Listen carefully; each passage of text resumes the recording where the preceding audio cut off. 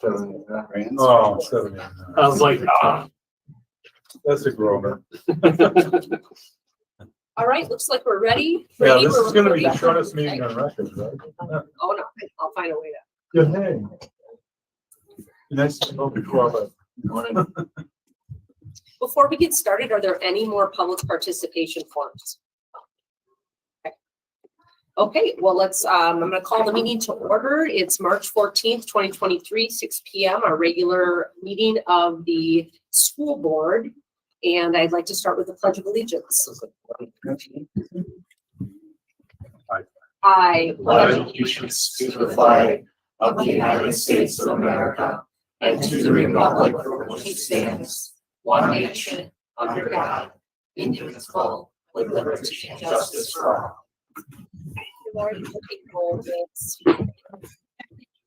Thomas Burnell. Here. Matthew Phipps. Here. Stacy Selner. Here. Matthew Spalding. Here. Terry Kraus. Present. Tony Vastalka. Here. Kathy Lower. Here. Thank you. Okay, and we're gonna start with our public input. We do have several guests today, and just a reminder that it's 5 minutes to talk. So our first guest that we have is Braden Meyer. Braden, if you just tell us what your address is and then go ahead, okay? I have a couple of papers I'd like to give off before I start. Okay, sure. If you want to hand them maybe to Tony here and we can put them around there. Thank you.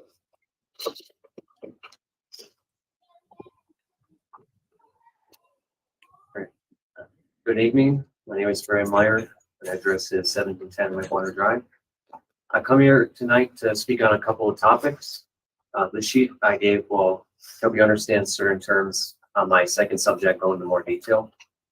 So to start off on a minor note, I would like to say that as a student, I appreciate what you board members have done, especially with the curriculum changes.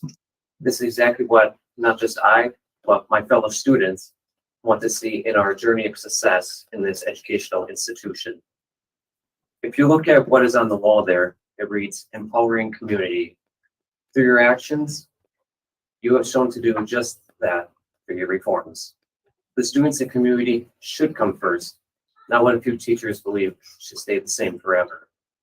Do not let education be redefined to suit the minds of the minority at the expense of the majority. With these reforms, you've allowed schools to focus on what's important, not indoctrination like critical racist theory and infinite gender studies. Some people claim no one is teaching those among other controversial subjects, but as a student, I know that's not true. When I was in middle school, my friend had a teacher that taught all the boys in her class that their masculinity was toxic and treated all the girls more positive than the guys. She was also showing anti-Trump campaign ads that had nothing to do with what she was teaching. Schools are meant to prepare students for the future, not turn them into social justice activists. I cannot be more glad that you guys have taken the wokeism out of schools and are bringing the intelligence back into schools. Mr. File is exactly the superintendent we need to kick these reforms into action and look after our students in this district. He is the man who gets us, the man who would take time to understand what exactly we need. Now, to turn to my second and main subject, I would like to address privacy concerns in relation to the school-issued Chromebooks given to students. As a current student of a Manitowoc public school, I do not appreciate having my every move tracked from the moment I start my Chromebook to the moment I turn it on. Many tracking tools are used in the form of extensions and privacy features being disabled. The specific extensions are known as Securely, Gopher Buddy, and Imperial Client. When combined, these extensions collect a very concerning amount of information, including your IP address, internet service provider, location, device and browser information, name, email, phone number, session duration, school identifiers, operating system, login data, browsing data, marketing data, passwords, and the list goes on. Students should not have to submit to unethically having their privacy violated with all these extensions that do stuff like send a screenshot or screen recording to any administrator at any time. That is possible through the Imperial Client extension. At any time, a screenshot or video recording can be started displaying everything on your screen, including sensitive information. The Imperial Client also allows complete control of a Chromebook at any time on the same network of an administrator. An instance from the past exposed a security breach where anyone on a network could log in and execute any command on devices with Imperial installed. None of these people need to see what you do, even when you are using it for casual web surfing at home. The data collected by these extensions are not just stored for administrators. Information gathered goes to the companies running these programs, not just the admins and possible hackers. When your information is gathered, it is sold to third parties. In total, information gathered is sent to administrators, the company that runs the extension, any third parties it sells your information to, and possible hackers. All these sites can use these extensions to access students' sensitive information like passwords, conversations and photos with family, and anything else you would consider sensitive. This is exactly what an authoritarian state does. It gathers as much information as possible on its citizens in order to monitor and control them. This also shows distrust among administrators on their students. That is not the message that we should put out to the current and future generations. Students are only allowed to use Google to search the internet. We should not be forced to use search engines like Google and blocked from using privacy-respecting ones such as Brave and DuckDuckGo. Companies like Google have a history of and currently collude with the government for censoring results and tracking your every move in the search bar. Your data is also sold to third parties and shared with the government. This goes the same for browsers like Google Chrome, of which is the only one allowed on these Chromebooks. Privacy-respecting browsers like Firefox should be allowed. Encryption software cannot be used for your connection, which means it is up for grabs for anyone. The schools can keep logs of everything you do. This can also occur on public networks. Students should be able to use a VPN with a private DNS server. These allow device connections to the internet to not be intercepted by hackers and give our students a way to keep their privacy intact while searching on the internet. Since these extensions allow administrators to block any site they want, they can include ones they disagree politically and religiously with. All of this tracking also creates anxiety in students, knowing their every move is being watched. The features use secure DNS, enhanced protection, search history deletion, and lockout cookies are disabled in order to allow more data collection. If these 4 features were allowed to be turned on, a safer browsing environment and privacy-respecting session for students would be available. What all of us students want is for student privacy to be put first. All of these extensions and other spyware methods used to track students should be banned, and we should be allowed to install our own extensions to protect our online privacy. To end off on a good note, let me say that there are many people in our community that support you guys. I would encourage any student hearing this to come and speak for themselves. You, members of our school board, our superintendent, and everyone else working with you, and my complete support. I thank you all for your continued transparency and wish you all good luck for years to come. Thank you. Thanks, Brady. Hey, Braden, before you, can you, I saw that was sent, can you send that to all the members of the board? So we can have a, visual of what you handed out? Okay. Thank you.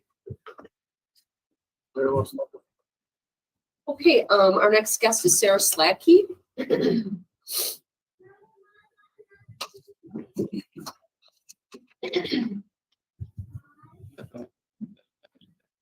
evening. I am Sarah Slackey. I live at 904 North 43rd Street in Manitowoc. I have been an employee at the MPSD for almost 12 years. My position is a special education paraprofessional. I have worked with every area of special education. Normally, I'm not one to come and speak, but things have been said about special education by some members of the board and just have finally made me not want to stay quiet anymore. I am very passionate about special education because my 17-year-old son has been in the EBD program since he started in the district in 3K. One of the comments that was made in a February board meeting is quoted from Jamie. I found that you have a really high percentage of students who have disabilities or who are labeled as having disabilities, I should say. That's also a big red flag to me, and that red flag is those are called curriculum casualties. Usually a school district, you will have between 11 and 13%. You have 17. My question was going to be to Jamie, but do you know what qualifies a child to have an IEP? Or the areas that qualify as a disability. A disability is any condition of the body or mind, which is an impairment that makes it more difficult for the person with the condition to do certain activities and interact with the world around them. Areas that qualify are cognitive disabilities, hearing impairments, I lost my speech or language impairments, visual impairments, emotional behavioral disability, orthopedic impairment, autism, traumatic brain injury, significant developmental delay, other health impairments, or specific learning disabilities. Our 17% do fall under one of the above categories. There are many people involved in the process of seeing if a child qualifies for an IEP. We have more kids that probably should have IEPs that do not. Behavior is a huge problem in our district, which causes our student population to not be excelling in reading and math. While working in the district, I have heard many of the things our kids are dealing with outside of school. Alcoholism, drug abuse, found parents after an overdose, rape, physical abuse, mental and emotional, no food in their house, parents are at home and they need to watch their siblings, or they miss school because they need to babysit. Their house is a mess with dog and cat urine or poop around the house, and sexual abuse. We can't change their home lives and how parents run their households. But we do need to give these students a safe place with boundaries, consequences, and accountability. There have been times where, so we can break this cycle with these kids. There have been times where the kids that I have support are having a rough day or shut down. Whatever class we are in, we walk out and sit somewhere and talk.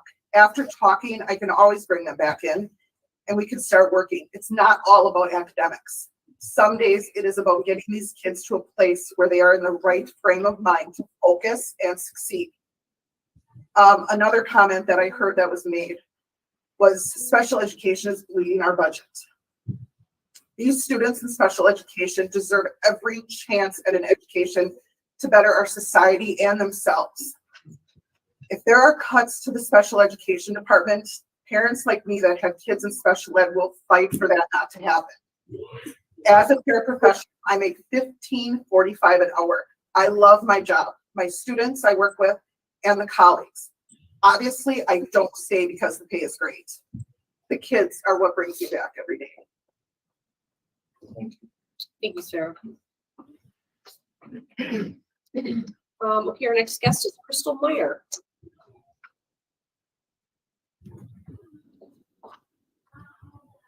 Good evening. I would like to bring light to an issue that should be bothersome to all of you and anyone else who sends their kids to Lincoln.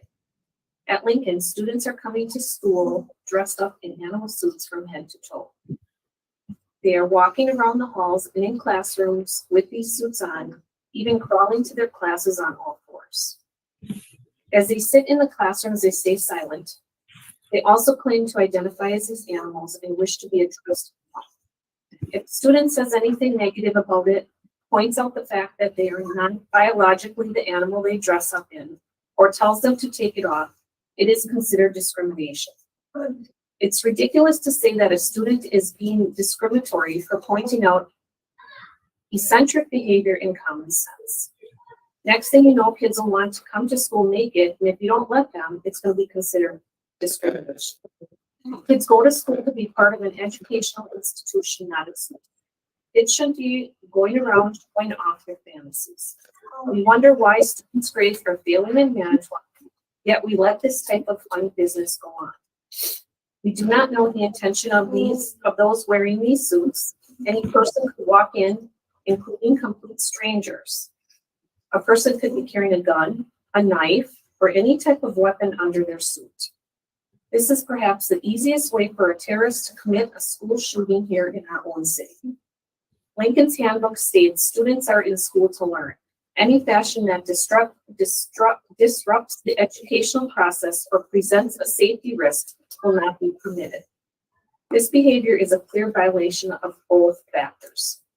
For common sense and for the sake of safety for our children, it should be immediately put into place the exclusion of animal suits as an acceptable outfit choice among any person in Manitowoc Public School. Thank you. Thank you, Crystal. Okay, next guest is Linda Gratz.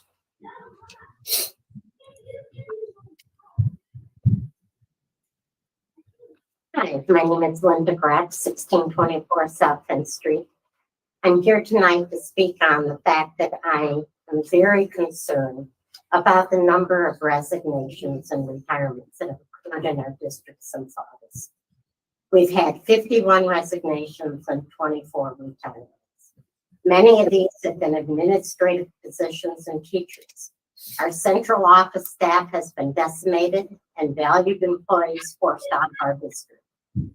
A strong destination district is a district that works to retain and grow their leaders, not drive them out. Our district can only be great if we value and support our employees at all levels of the organization. The number of people leaving our district should be alarming to all of you and should be addressed immediately. Just last year, the board discussed employee dissatisfaction and decided to investigate why people were leaving our district. The decision was made to conduct anonymous exit interviews so that we would know why people were leaving. I haven't seen anything about the results of these surveys and whether or not they are still occurring. I recently heard, as part of a board discussion, that the personnel committee didn't know what their role was in the governance of the district and what they should be discussing at the committee level. I certainly think this is something that the personnel committee should be looking into and reporting on to the whole board. This problem can't be ignored and swept under the rug. Success for all will never happen if we don't have strong leadership who are valued and supported, no matter how much money we spend. A toxic work environment does not benefit the district or its remaining employees. Manitowoc used to be a school district that was viewed as a place new teachers wanted to come and work. Now I'm hearing that new graduates are being warned not to come to Manitowoc. How very sad. Thank you, Linda. Our next guest is Lisa Johnston.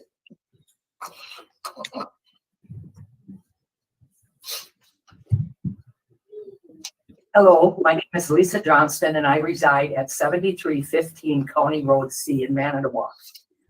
I am here speaking on behalf of the Vote Yes for the MPSD referendum campaign. Since 2014, this is my 5th MPSD referendum that I have actively taken a role in promoting. Why do I do this? Because I care about MPSD and public education. Most of you probably know that our school district has been underfunded since the state of Wisconsin imposed a funding freeze in 1993. Without changes to the school funding formula, our only available tool is to seek community support for operational referendums. With the support of our community, we have been successful in approving the last 3 referendums in 2015, 2018, and 2021. Let's keep the momentum going. Our Vote Yes committee has been working hard to distribute Vote Yes yard signs in the community. We have promoted Vote Yes materials that we are distributing, and we are running Vote Yes digital billboards beginning this week up until the election day on April 4th. Let's do it for the kids. Let's do it for the community. Please vote yes on April 4th. Thank you. Thanks, Lisa. Lisa, before you, is there a spot that people can get the signs for for your campaign or for the Vote Yes campaign currently? Do we have signs left? I have two left, so. Two left? That's it. I have a few. Okay. All right. Just wanted to, yeah, thank you. Okay, and our last speaker is Emily Tanner.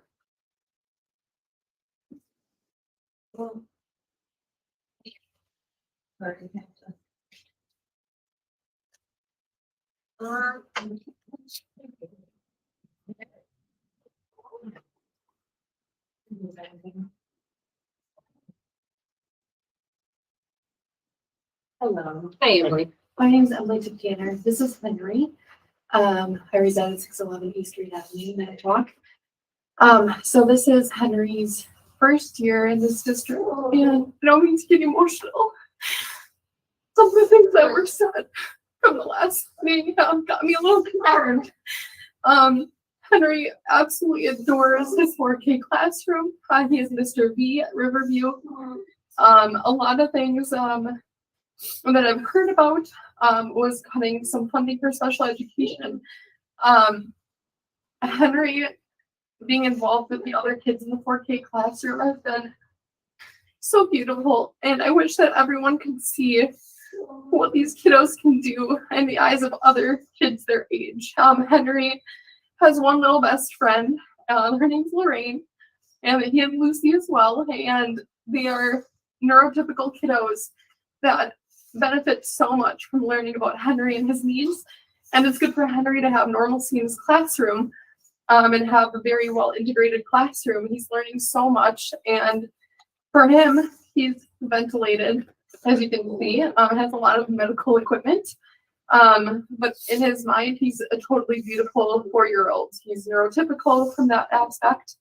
And I just think that we need to look at special education and realize how beneficial it is to have a well-integrated classroom. I think it's good for all the normal quote-unquote kiddos. It's really good for Henry. And I don't know how that looks for all the ages going all up to 12th grade, but I can say that from an elementary perspective, it's really important. Right. Yeah.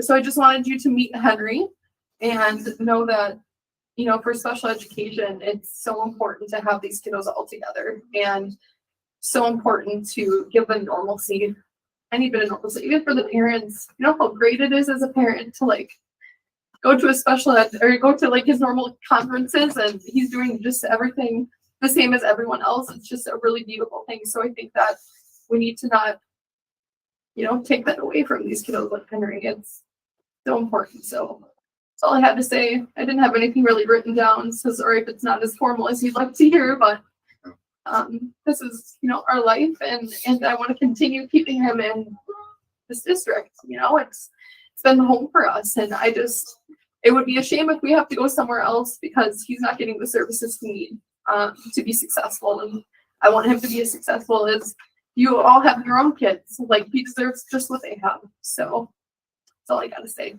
So thank you. Thanks, Emily.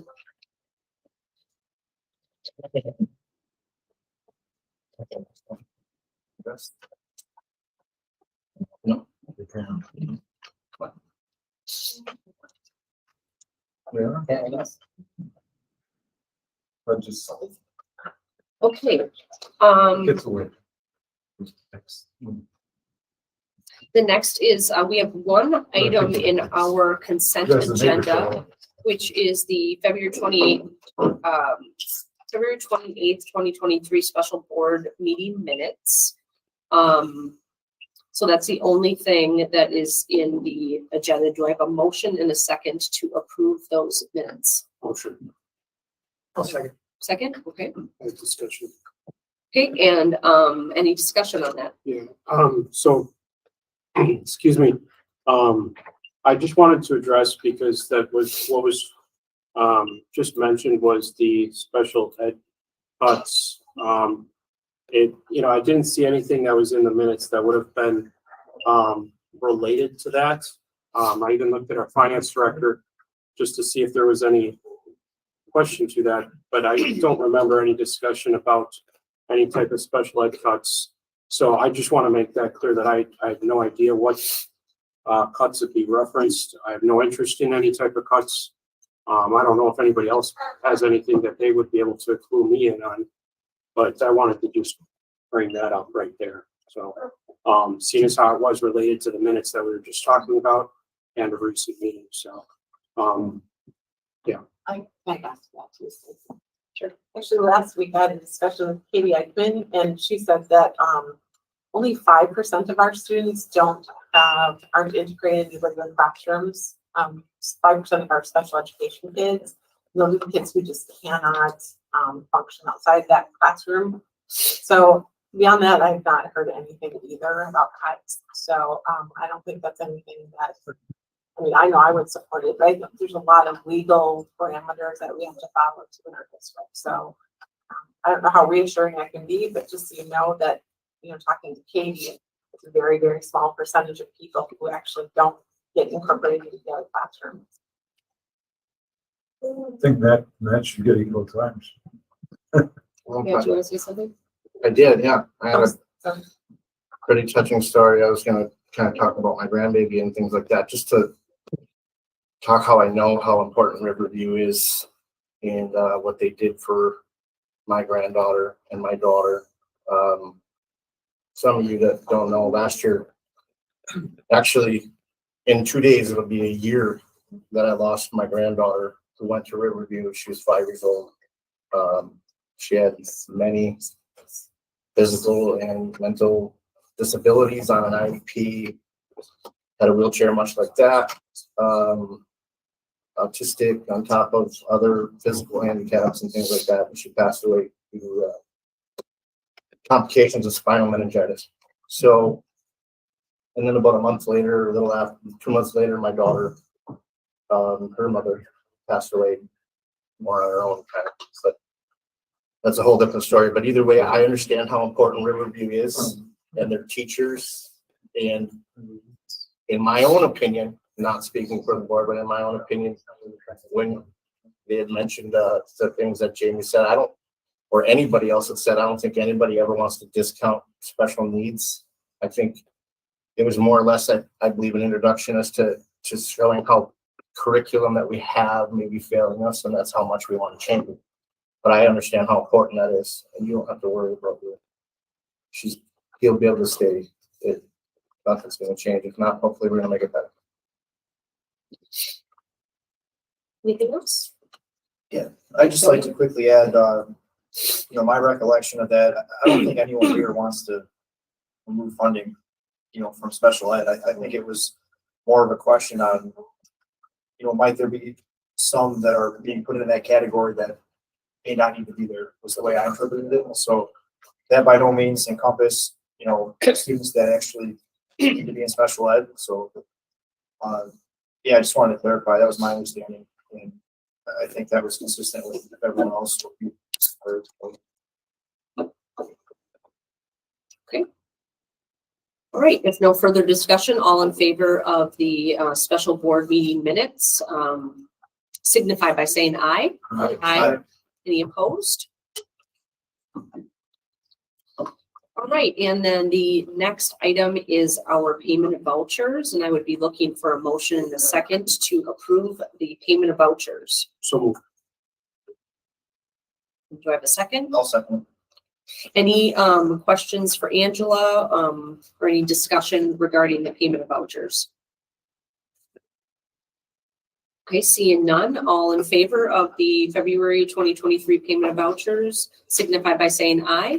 Aye. Any opposed? And then we have a acceptance of donations letter from this came from Angela. And this isn't something that needs to be approved. In this case, we do need to make an approval of Oh, the we do, Wisconsin okay. Aluminum Foundry. We have to work through, although we have the preliminary steps of adjusting the threshold for donations, it is still currently at $2,000.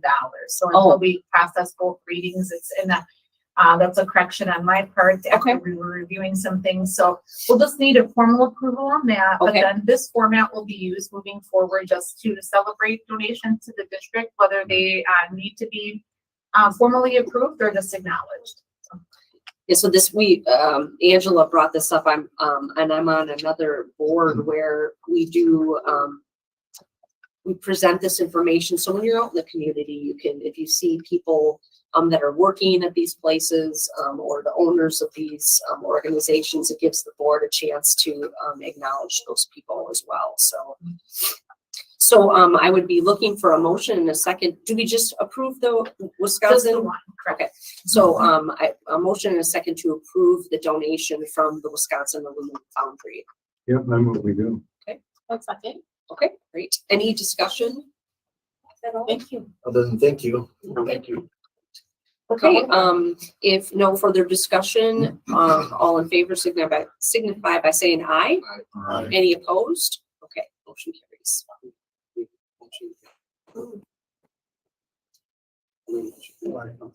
Donations. I didn't say that. Well, I mean, they're- I didn't hear you say. I still it's cry. in the report. It's too much trouble, so. I mean, that's the only one that we have to approve because it's over the threshold. Okay. All right, and then our next item here is our monthly financial report, and Angela, I'll have you speak to that. Yes, we are gonna bring the monthly financials back starting next month. We just with some transitions in our department and timing of several factors with the new financial system. We're not quite ready yet, so we're gonna have that back and ready for sure next month. So thank you for your patience as we work through that transition. Okay, so we won't have anything to review there. The next one is our personnel report. And I would be looking for a motion in a second to approve the personnel report. I make a motion. 1 second. Okay, any discussion at all? I'd like to say a few things. Uh-huh. I only want to say this because I have personal relationships with these individuals, and they've been so pivotal in my upbringing because I didn't have a very good upbringing, and when I came to school, there was the stability that I really needed. And Richard Kangas, Mr. Kangas, was a teacher of mine at Wilson Junior High School when I was moving from north side or south side to the north side. I actually had a manufacturing class with him. We made safety binders in that classroom, and they're actually still at Wilson Junior High School to this day. And at the end of the project, what we learned, how to manufacture things and R&D and manufactural build it, and then actually to install them. And it was a very great experience, and it's still with me to this day. But the one thing that I actually didn't realize at the age that I was doing it, after we did that manufacturing project, we presented that to the school board. And I went to McKinley on a Tuesday night, I think it was. I don't remember exactly, but I went up to the podium as a ninth grader, and I talked to the school board and told them about our project. And looking back, I never thought I'd be sitting on the other side of that table. So I personally just want to say thank you, Mr. Kangas, for your service. And I understand why your retirement. Obviously, we're trying to keep our post-employment benefits. So if you do your retirement before March 15th, you get post-employment benefits. Yeah. So I just thank you for your understanding. And I understand that, this is a new chapter in your life as well. And 28 years of service is a lot. And I'm excited for your next chapter. Also, Jeffrey Koch, he was my technology teacher at Washington Junior High School. And while we were talking about, having, hardships and I remember having dog poop on the floor and pee in the corner. And when I came to school, he was there. He was consistent. He always didn't give me the best the answers when I wanted questions. He kind of was straight up with me, and I commend him for his service as well. And I'm trying to work my butt off here to help you. And I understand that it's a new chapter in your life as well. Thank you for your 30 years of service for the district as well. Sorry I said that, Kathy, but I wanted to make sure that I was honest with those people. They were pivotal points in my life when I needed them. And just wanted to say thank you to them. You don't have to apologize to me. I'll just add to it. So I don't know Cynthia Fuller, but that's amazing to have 35 years of special education. So I don't really know her though, unfortunately. But I do know Patty, she's staying confidence today. So thank you to Patty.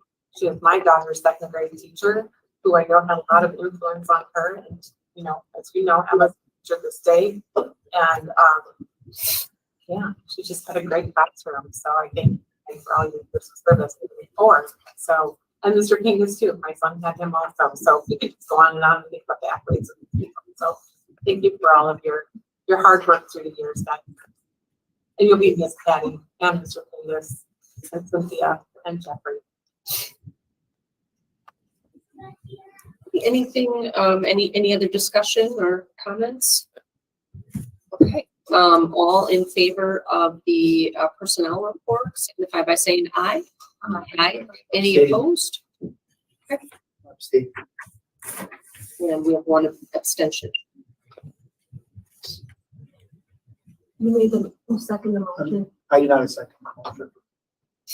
Who was the first? I first. Who was second? Oh, I'm sorry. Okay, sorry. Sure. The man to the motion.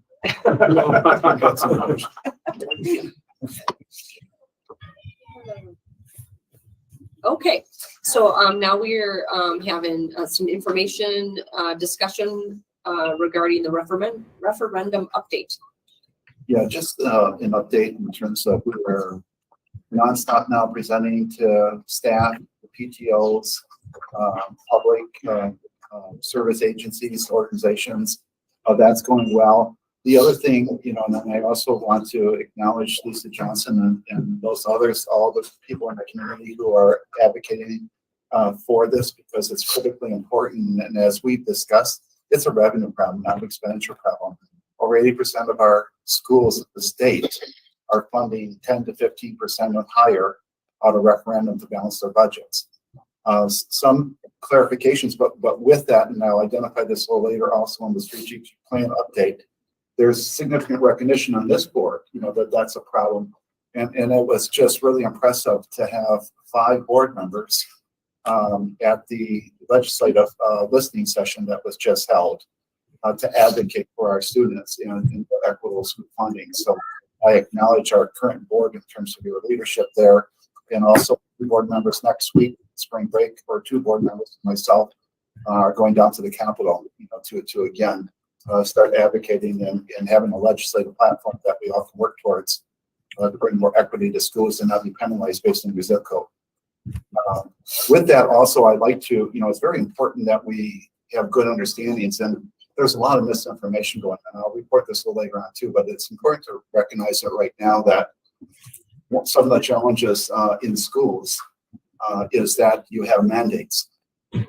And so special education services, and just as we had reported out here in terms of, I too have had a son who has been for special education services, and he wouldn't be the success that he is now if he hadn't had that service. I mean, it could have been just a night and day difference. With that though, the state has and feds have not funded this obligation, this commitment, with everybody recognizing the need for the service. And so when we have an individual education plan for all students, we have to work to fulfill that, no matter what it costs. Now, that doesn't mean we aren't looking for efficiencies, you know, in terms of hiring the best. We're always going to do that, right? But, you know, if this were to happen in the general fund, we have to cut or we have to look for additional revenue. Yeah, but right now, the general fund has to also pay for any unfunded mandate. And so currently we're paying $8 million to meet that unfunded mandate. So it's most definitely a needed service. You know, a little clarification there too. The federal government has recognized in terms of, you know, and I'll bring this into the strategic plan a little bit. They've also recognized when kids aren't learning, behaviors start acting up, and more kids go into special education. That's what Jamie was referring to. You know, she has reported for, you know, to me in the past. I brought her in because of her recognition of what kids were not receiving to be my special ed director. So she knows this very much. And so unfortunately, some things are taken out of context or you know, misunderstood in a certain manner, and there couldn't be anything further from the truth.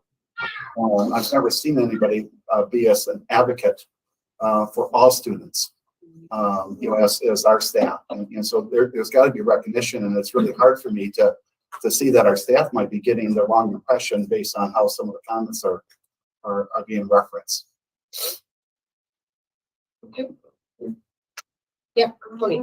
Yeah, thank you, Jim. I just wanted to reiterate, my support, after looking at everything objectively.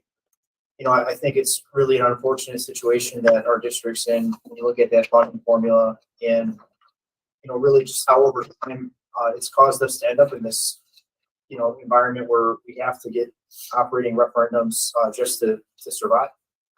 It begs that issue, and that's, there were several of us there yesterday, at that listening session with Paul Tittle, who's our area representative, and Devin Lemke, who's our senator.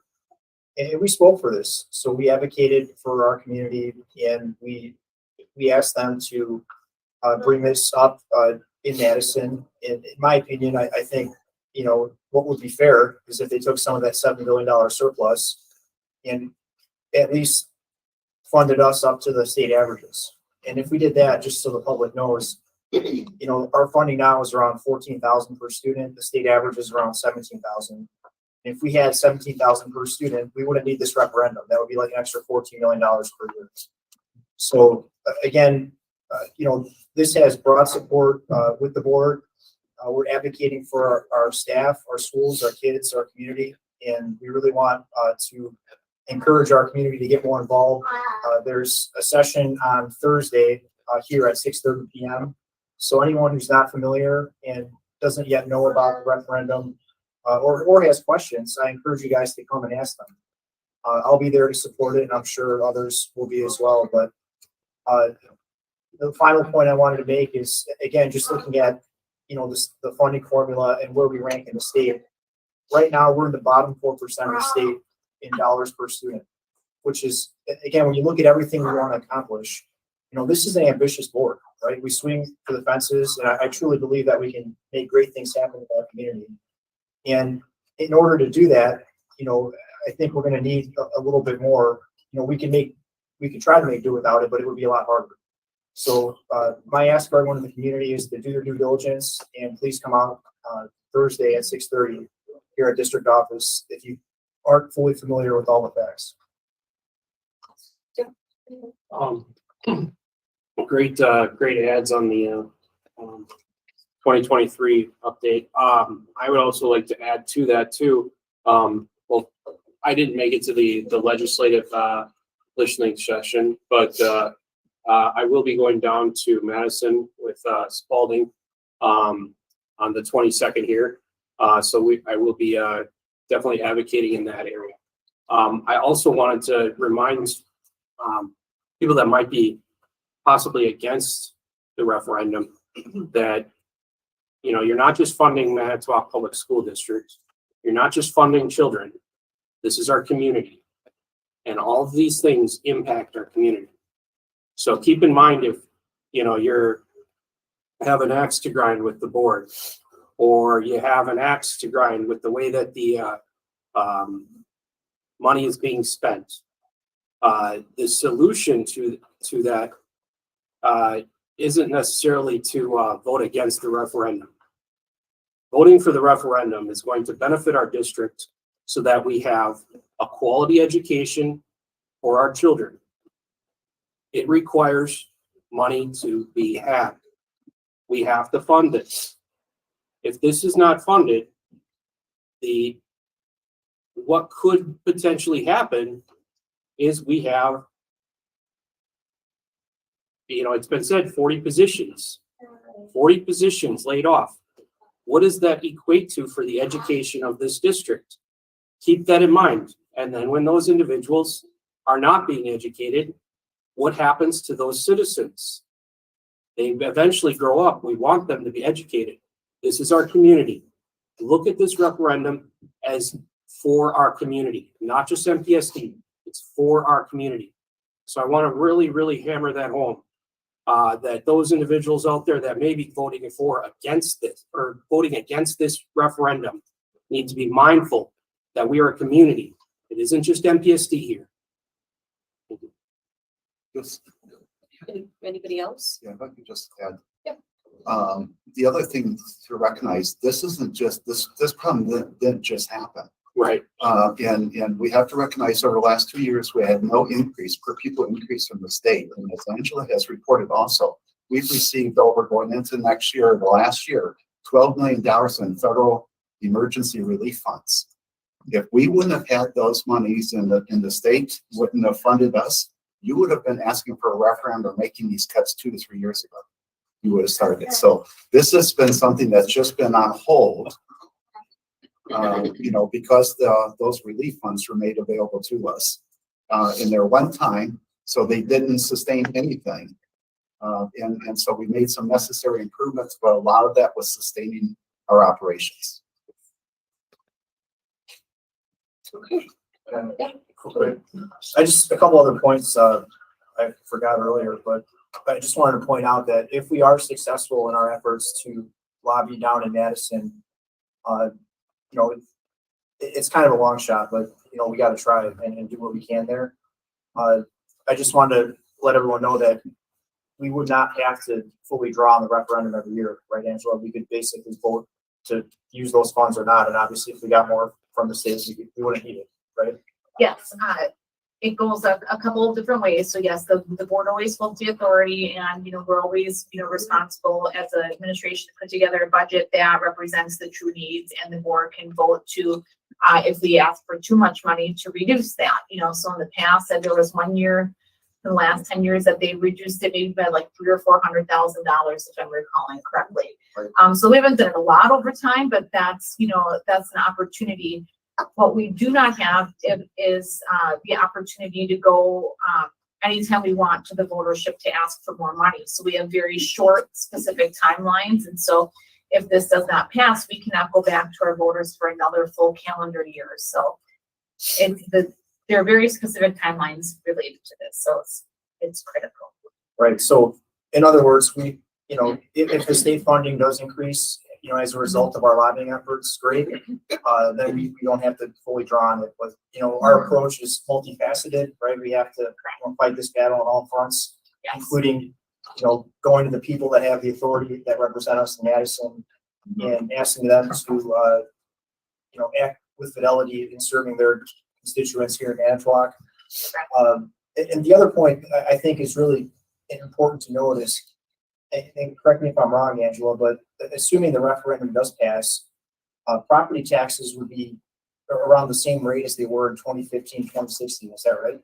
Well, over the last 6-7 years, they've gone down about $340, and on a very conservative basis. So like sort of a worst case scenario, our estimate is that they'd go up $299. So really, it's a tax savings over that course of time. And if I could quickly add too, you mentioned the per pupil funding from the state. If we do receive that, some of that is built into the projection. So that's, it's not as if, if we get that money, we wouldn't have needed the referendum, we might receive more. Like if I built $200 in and they preliminarily, we're talking about $350 per student. So I just wanted to add and specifically to that, you're right. We're still below the 2015-16 millage rate, which was, I believe, Angela, you told me it was $8.9 or $8.90, versus just a little bit over $8 with our top. But so we're still not only low, we're still even at the end of the whole referendum, we're still below where we've been in the past. And that's with inflation too. I mean, everybody can take a peek at what a gallon of milk has gone up in price. 2015, 2016, that was a lot cheaper. So here we're making that money stretch even more so. And I'd like to say, let's not discount the fact of going and talking to your representatives too. I mean, even with what's very important. But yeah, talking to Senator LeMahieu and Representative Tittle the other day, and then what we're going to be doing in Madison. I myself, when I worked in a paper mill, used to go for 5 years in a row. I went to Washington, D.C. and spoke with all the representatives and all the senators in Washington, D.C. And we got a lot of work done. It was called Pulp and Paper Workers Research Council, but actually they took it really well coming from the people instead of having somebody who's, they hire lobbyists to do all those things, they're gonna take it very well coming from us, that we care enough to go down there and do that. So let's not discount that fact. We can get the dirt, we can get it done. Just gotta hit it to the right people, I guess. I think during my time as a business manager, you know, there's definitely an upsurge in trying to tackle this too. Like I'm heading to a meeting with some fellow business managers on Friday as well. So I think, you know, it's really, this is being felt in all districts around the state of Wisconsin. So We'll have an to be impact. advocates. Okay. So next is our strategic plan update. Remember, we talked about always wanting to keep this front and center. So I'll let Jim Yeah, go so I ahead. apologize for putting this, and there's still more to put on here because this is a work in progress still. You know, the strategic plan really is effective next year. We're starting now. And we started even, when we're launching the strategic plan, we were already in some of the initiatives. So I have just a little cover letter to highlight some things. I've also asked a component part here that I want Lee to address a little bit. Lee, you can go come up here, but while I'm talking. But I also put, in front of you, remember the pillars, our 5 pillars, and as well as, our initial metrics, in terms of performance metrics. And I've highlighted some of the things that are already kind of going on. And if you follow through with the cover, I just want to mention some things. And we also mentioned some, Lee, why don't you just have a seat? Sure. Okay. Yeah, we didn't get the score. Oh, because I still have it. That'll do. That's a good reason, isn't it? Thank you. Just as a reminder, in terms of we have enough, we got an extra, we got people. Got it all? Oh, that one. I need one more. Oh, more good. Need one more. Yeah. All right. Okay, and so then you have the cover in front of you. If I might just walk you through this and feel free to add, anything along the way, but, just first of all, there's some things, and I have to clarify this because there's some public comments that are being made that are totally inaccurate. And at the last board meeting, there was public comment, to the extent that everything is really like good in Wisconsin, like we're kind of knocking it out of the park academically. I have an article, in the paper from the University of Wisconsin-Madison. And the heading, I think, speaks for itself. Abysmal reading scores in Wisconsin causes effect solutions. And I think you could replace state. You could replace Manitowoc where there is the reference to state, because they talk about Lucy Calkins and damage the kids. And one can understand that in terms of we're not educating our kids because we haven't equipped our teachers with the necessary curriculum. What happens in the federal government understands this in the state.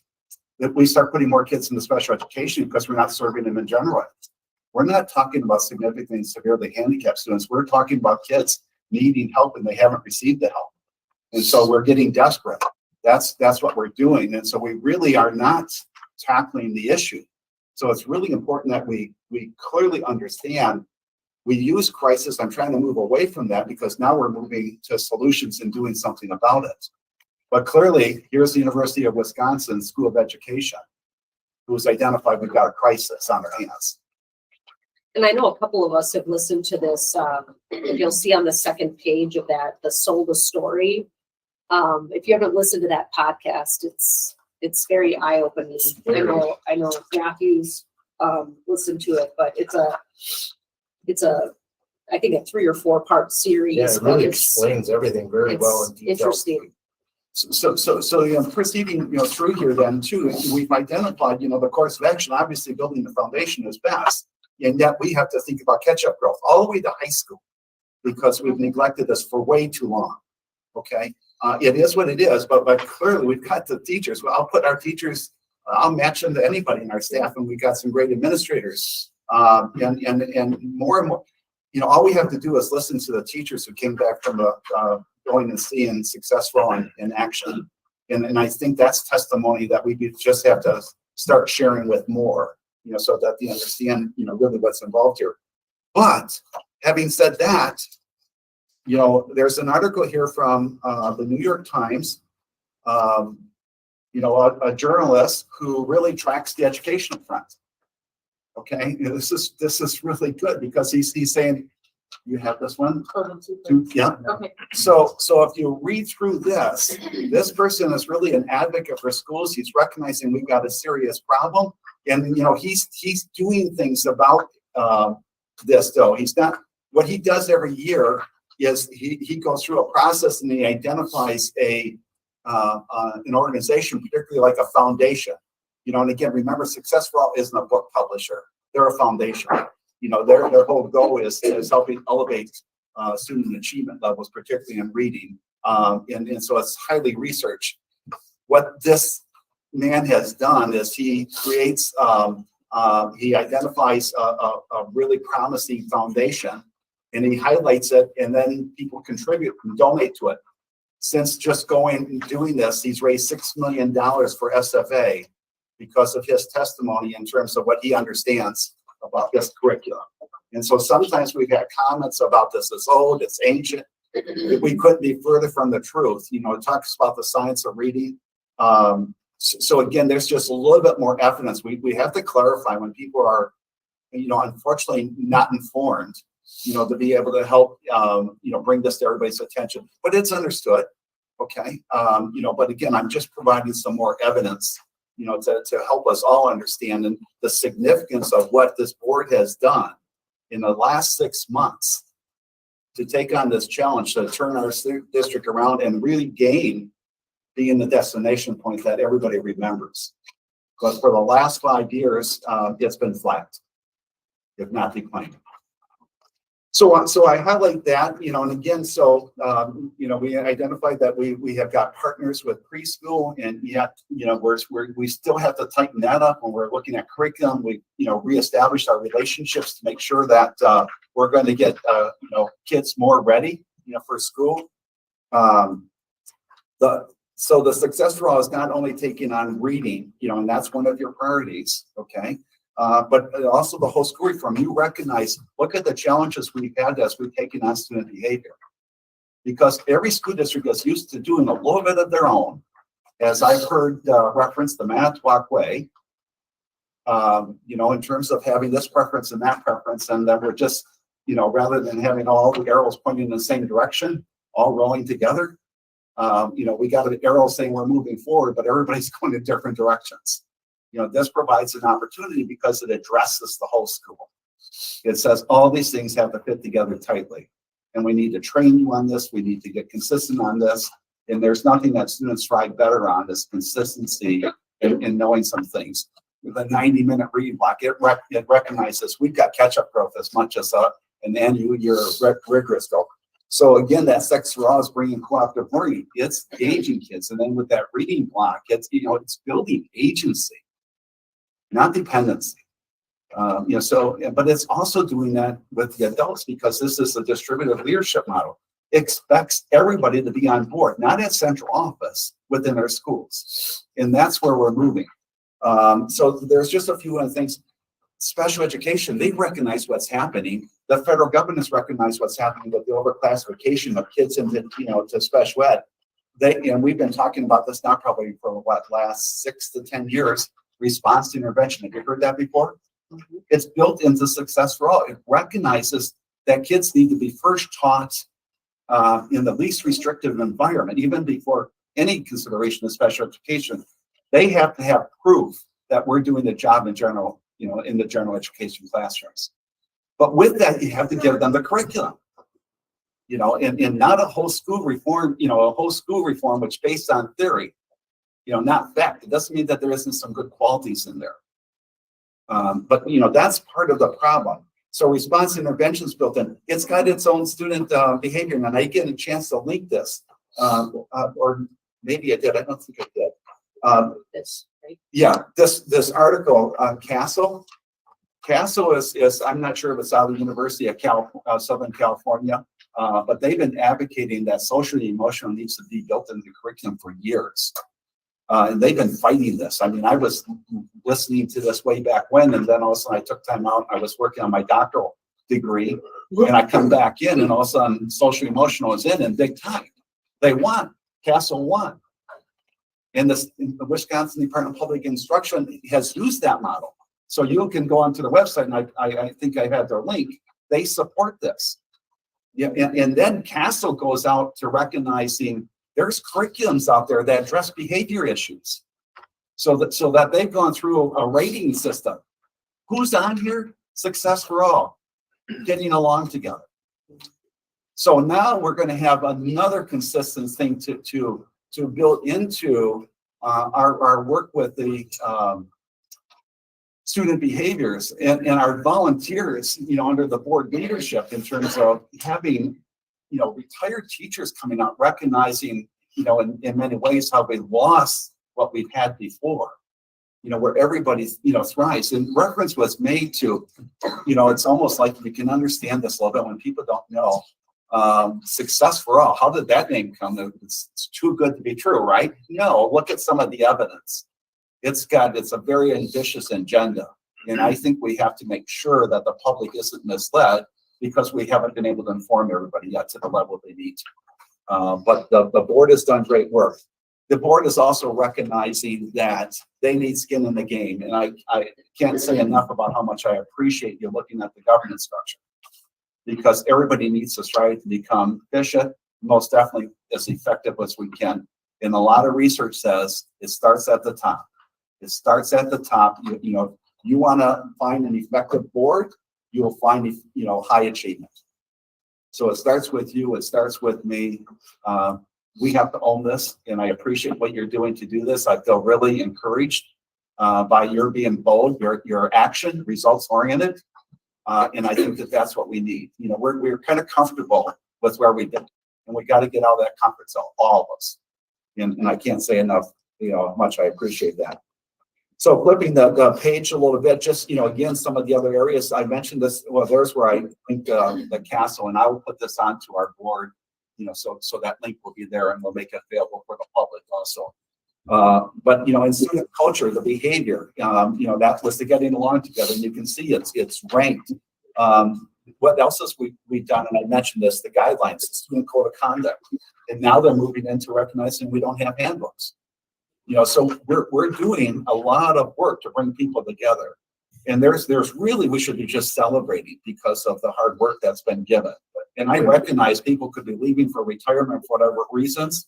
I'm just appreciative of those who recognize we need to take this challenge on and are part of this fight. And we've got, I can't tell you how many people who are wanting now to have the significant SFA facilitator role, just because they recognize with their leadership, they could assist in terms of bringing that school together, with a strong curriculum and structures and systems that bring everybody and everything together, to highlight that elevation. We have really a lot to look forward to, but it's difficult through and change. And I understand the fear, that comes in. Before people learn, misinformation can get around and misunderstood. I understand that. And I don't take anything personal. I think everybody is fighting for the same thing. There's no question in my mind. Everybody wants our students to achieve, our staff to succeed, and to be that destination. I have no question about that. We're really all on the same page. We just haven't recognized in terms of what we're working through yet, but we will get there. Yes. I want to clarify one thing. Yes. We do have them. Oh. We're just making sure that they're consistent. Oh, okay. And like at our high school level, we want to make sure That's that our athletic code corresponds to Matches. the code of conduct. Thank Yeah, you. we just want to have a consistent, have some have them. Right. We're just going through in terms of now. Right, we're just making sure that everything is. Thank you. Yeah, it should be. Thank you. So moving down into, so that's the student culture, your two top priorities, that you said were your priorities when I came into the whole interviewing process. Okay. And then we're looking for workforce engagement, how important our staff, our faculty and staff are, in terms of what we're doing. We're doing many things. We obviously, something very significant for us is we got to pass this referendum, right? Otherwise it's devastating. I can't even say that that's an option. We have to pass this referendum. It's a source of critical funding, and we're already low. And I appreciate again everything everybody's doing. But also, I mentioned that we have to take things off the plate. And I don't know how fast we can do this. I know I have, the union president Michelle and the vice, on board with this to look at the educator effectiveness. Because really, what is the educator effectiveness? It's what the research tells us teachers should be doing. It's what the research tells us how students learn. And this is all built into Success for All. So why can't we use Success for All as the model rather than also having to do a compliance model, which consumes time? But there's bureaucracy that we have to work through. We would have to get our plan approved. But I've got people willing to it's just, what do we work on first? But I think we have to work to get things off the plate, so that we have that focus and that return, because we're leveraging our resources for a return, not to check dots, or dot the I's and cross the T's.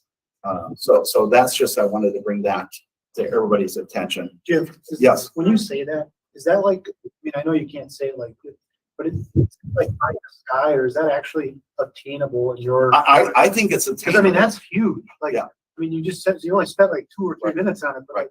that's it consumes a great deal of time. Now, you're any good educator, unfortunately, you're willing to fight for students. A lot of people just comply, and we just keep adding things and adding things, with somebody frustrated because, when you lose trust. So if we lost the trust because we aren't delivering results, they keep adding more responsibilities. The speed of trust, a book read by one of the Covey brothers or sons, indicated to the extent that when you don't trust, trust also includes deliverables. And so if you're not delivering, then you lose trust. It costs more, it takes longer. Why? Because they just keep asking for more. Just keep asking for more. And things will no, they don't. They just they compound the problem. So we really have to have some common sense here about what we're doing. you see a path that we could use that model. We're going to create a path. I think the best way to create the future, or to predict the future, is to create it. Yeah, there's just to jump in a second, the effectiveness is a mandate, Right. but the form that SFA has to track it is, I would say, better. I would say better than what we're doing now. I would think we have a strong case for that. And so what we would do is basically say, we would like to use this as because there are many options. We just use one. It's not across the board, like everyone has to use this one. We use this one and pay for it, by the way. And we think there's something better. So that's just seeking compliance from PBI that here, this is It's what with the we're doing, legislators, not get the results. approval, Yeah. and then move on. Yep. All right. But I don't think that's going to be necessarily easy, because people are saying, but that's the system. We got to hold you accountable. Sure. Well, we have And to make our this case. does hold accountability. If you look at the tool, it's just different than what other people are using. So when is that initiative going to be? Well, it may take us a year before it opens up again. I'm not sure, because everybody's getting ready for next year. They're signing contracts. But I want to take this on. And again, it's another, if I relieve, us of some unnecessary responsibilities, so we just get a greater return. So somehow I'm going to try to figure out how to do this. Okay. But I also, and this is really hard, and I don't mean to be disrespectful for anybody, but I'm hearing, nobody else is using SFA. Well, that's because we're followers. We keep the compliance model going. And we just, rather than recognizing, if we can't identify that we have a problem, we're never going to fix it. But it's more than fixing a problem, it's leading. I really top tier where we used to be.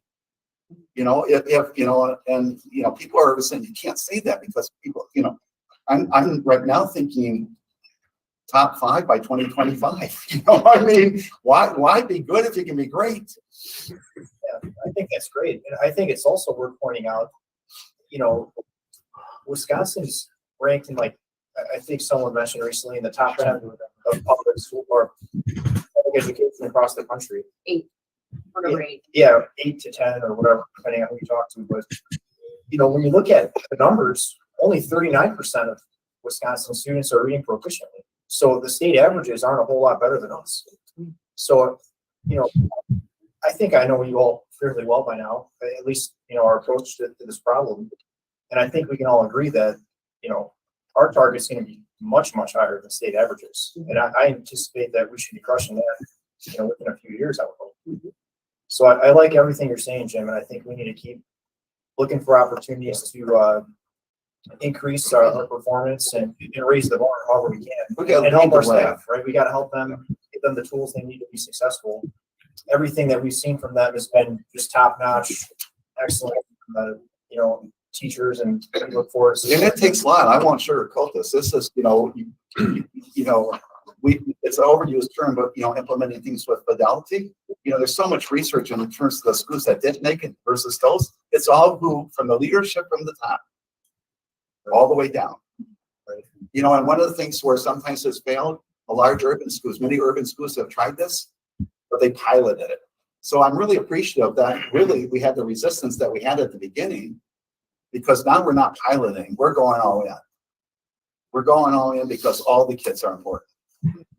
And we've had enough, in terms of incremental improvement. We can't, and yet this is not, just snap your fingers and do this and it happens. It needs a lot of buy-in and engagement, to do it right. So going to the strategic plan here, we have the dashboard. I see some X's still on this dashboard. When are we going to start allocating numerics to those X's? We'll continue to work this. This is what I'm saying. I mean, the whole strategic plan isn't until next year. We have that time to work, but we're working right now. We work before you even launch the strategic planning process, by some of our initiatives. So we will keep working to have goals. Yeah, I mean, we've identified, we've got gaps all over the place. We've got gaps in terms of, what we're using for assessments. Where we don't have assessments, so all of a sudden, or you have the option of using an assessment. And so we have to determine what we're going to do, and then they become our metrics, and then we start, Right, and that's actually where I want to be able to see all right, so these are our goals, and then, obviously then we can knock it out of the park and surpass our. Yeah, that's why I say, in that cover, to the extent that I expect us to move into using the metrics, so there's those summary reports that everybody can follow us. Okay. Jim, is that going to be realistic to that? Are you thinking like by the end of the school year, or when do you think we'll have? Well, by the end of the school year, moving into it, because we're going to have to load things up. Now the baseline data might be new because we haven't been tracking. Yeah. Okay. But we will definitely have this in place in terms of what's our baseline as we're moving into the new school year. Some stuff we'll have a history of, but not across the board. And how soon will this be available publicly? It's public now. Is it okay? Is it on the website? Can we see it, or we'll make sure that it is. If it isn't, it should be. I think we have everything from the strategic plan loaded up there. Tony, But you've been again, talking that she could fit this document here. Yeah, the one that shows that was to the board when we adopted the strategic plan. That was part of our. Yeah, okay, maybe I just can't find that on the website now. We'll go back and make sure. Yeah, I'm in suspense here because I share Linda Grotz's concern and see the third thing down, which looks to me like the keystone to the arch, workforce engagement, and we're still at a very kind of generalized, vague, sort of wishful thinking stage of this. When are we going to start to talk about the means to get there? I mean, the numbers are fine, and we'll get to the numbers, but before we get to the numbers, we got to get to how are we going to try to reduce turnover?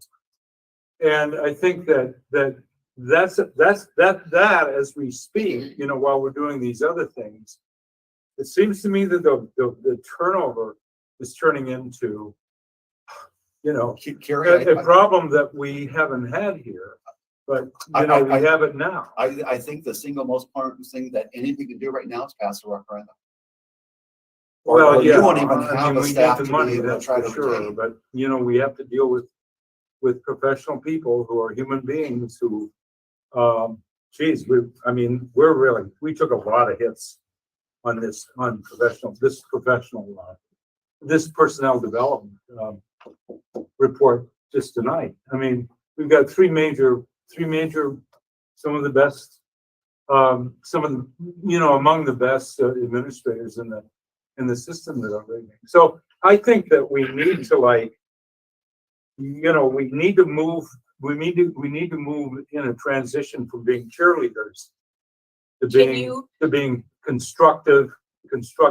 Carrie, can you, for one of the administrators, she's going to now be able to walk to her school. Can you provide that for her in Green Bay? Well, we lost her. I mean, I'm not Okay, debating the reasons why she's leaving. Kathy, go ahead. Okay, that's great that you actually brought this up, because actually I've been kind of trying to figure out how I could bring this up, because Linda, we spoke about this before. Ironically, last week I reached out to Mike Nelt, our HR director. CPR, and I was on Google. So we actually had some discussion over emails and on the phone even, and I said, hey, whatever happened to school perceptions? Because we decided to do a 1-year contract last year. We haven't heard anything about it, right? So I've been wondering also. School perceptions hasn't given us a report. You can buy a report for $500. So Mike actually asked me about my opinion since I was up, and I'm like, well, you know, I think a report ought to be included in that. So our contract, by the way, is up August 31st. Mike is all over it. As a matter of fact, Mike just said to me this morning at 10:37 a.m. That it will be, or he will be suggesting it for the April personnel committee. So it's not up to me, it's for the personnel committee. So we're on it. We just, you know, and I'm curious why, you know, I mean, Lisa and I especially were really pushing this for a long time. So finally got that approved for that 1-year contract last year. So I'm looking forward to seeing it. We also discussed, you know, like, are you really seeing anything? And so it's not anything that's super alarming, but you know, it depends on whether or not the committee decides whether we should, you know, spend another $500 on a report. But anyway, we've been discussing it, so hopefully we'll know more moving forward. I am, however, disappointed that it wasn't started until August 31st last year, because I wanted to know more about the people who are leaving, like kind of like the time now, and my people were leaving by the end of June, and so that didn't start until August 31st. So we missed out on that whole window, doing other reasons why people were leaving this last year. And I do want to remind you, and Linda, you too, this is not an issue just this year. This has been an issue for the last couple of years. Yeah. So it's not because of our board, but it's a current climate, but it is a worry. So I just do want to say that it's not just now. This is an ongoing situation that we're trying to make. All I'm saying is that, you know, if we want to increase retention, we've got to have some concrete plans. We can't just like kind of, you know, put it down here on this, you know. But what I'm saying is that's a start. Hang on a second. Let's have Mike chime in here quick. Well, thank you. And as Kathy said, we've had some good conversation regarding this matter. And just today, I contacted School Perceptions again, talked to another person there, and inquired about why is it that School Perception can't, you know, right now they give us a snapshot for X amount of exit surveys, maybe every 3 weeks or every month or so. I said, why can't School Perception take the last 6 months and give me a snapshot of the total of that cumulative and give me a summary of that whole 6 months? And he said, you know, we were just talking about that today in one of our meetings, and he said, I'll get back to you. So I think if we could get, and I'm looking for when we started, let's just say it was September 1, all the way up until March, whatever date here. And if we could get that whole summary, it'd be very interesting. And if we get that, that'd be a great thing to share with the board and see what we can learn from it relative to then what Carrie says. Whatever we can learn, then we can see what we can put into strategies and action plans to address any retention issues that we think we can control. Because there are some things obviously we can't control, the uncontrollable. But whatever we can control, you know, let's try to figure out how we can work together to slow down or increase retention. So let's hope that I get some positive news in the next few days from School Perceptions, and I'll report back on what I hear from them. I think somebody was over here. Yeah, I just wanted to add, I actually just asked, Mike this morning, I think these are certainly great discussions and we should look into this, but I think we don't really have a clear picture unless we know, how did the years prior work, right?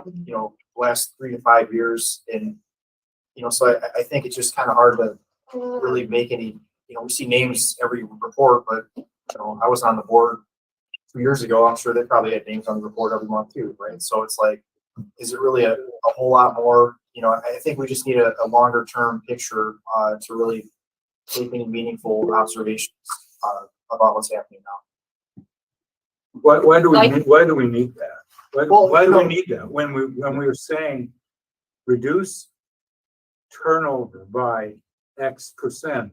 I mean, if we're gonna do that, maybe we can start right now with the people that are work in this. And that's a fair system. point. There were some letters that when I know they were fairly selective and not that, people that really had a bitch on it that wrote those letters. I mean, it was really clear from one to the next that they didn't feel appreciated. They didn't feel included. They didn't feel this. I mean, why not start by saying, oh, gee, no matter how that might hurt somebody's feelings, maybe we have to start taking seriously the material that we have and say, okay, here's what we need to do. I mean, we have to be able to chew gum and walk all at the same time in 5 different categories here. That's going to be a big ass job. So the thing is, we really need to start, as I said, making the transition from cheerleading to concrete plans. Right, Hey, and I agree with, sorry, can I just respond to that real quick? I agree with a lot of what you said, Carrie. Oh, yeah. I think just there's value in having the bigger picture long term, so you have more runway, more history, and then really more understanding of the issue, right? I think anytime there's a change in leadership, a change in direction, you're going to have some people that don't like it, right? So that's just part of any large organization. But I do agree that, hey, we got to find a way to engage and enroll everyone in what we're trying to accomplish. So sure, I'm all for that. Colin? Okay, so thanks. And All then Mike. Couple things here. We had a board retreat that I decided I did not want to be a part of when I first got on the board. That board retreat, the reason I chose that I did not want to be part of it is because it was simply line item. It was a just board retreat, and it was an open session or open agenda to discuss anything and everything, and I did not like that. Now, as we've been on the board, we've created a strategic plan. Within that strategic plan, there are pillars of things to address in clear metric of what we want to achieve. We can place that on that board retreat. We've discussed this in the last meeting of that there is a desire to make that happen. So, your question to, when are we going to start discussing these items? I believe the last meeting that we had, we discussed the fact of we were going to have a board retreat. And when we have that board retreat, it's very simple that all we have to do is stick to what our strategic plan is.